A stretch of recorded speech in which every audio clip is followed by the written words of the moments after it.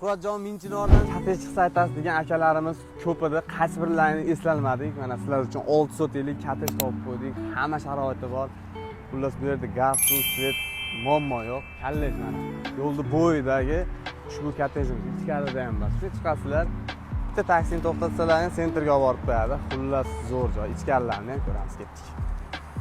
Akalar ko'rib turibsizlar, bu yerda bemalol bitta mashina ham sig'adi. O'sha eski proyektdagi kottejimiz. Xullas, bu tomonimizda alohida hojatxonasi, omborxonalari mavjud. Огородlarni tozalab, chiroq qo'yishgan ekan. Xohlasalar bu yerga naveslar qilib, o'zlaringiz moslab chiroyli proyektlar qilsalar ham bo'ladi. Orqa tomondan ochiq joyi bor. Bu yerda akfada shuni to'sib turib, bitta xona qilsalar ham bo'ladi. Bu tomonimizda kotyor xonasi mavjud. Endi bu anchadan beri hech kim unaqa qilgan yo'q, lekin bu yerda aristonlari, xullas hamma yo'q bor. Suv, sovuq suv, muammo yo'q, xudo xolasa. Ichkarilarni ko'ramiz, yuring. Ko'rib turibsizlar, kirganda qo'l yuvadigan rakvinalar, kirganimizda chap qo'lda oshxona mavjud. Bu yerda bemalol ovqatlar qilib, o'zlaringizni moslab, maza qilib o'tirib choy ichadigan joy. Remontlari ham normal holatda urinib ketmagan, yorilgan, chizilgan joylar yo'q.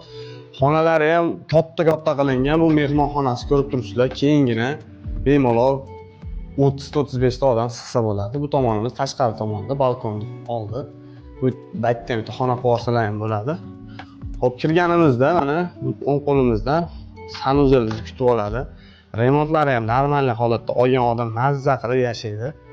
Xo'p, bu tomonimizda yana 2 ta xona mavjud. Ko'rib turibsizlar, xonalar hozir bekig ekan egalari.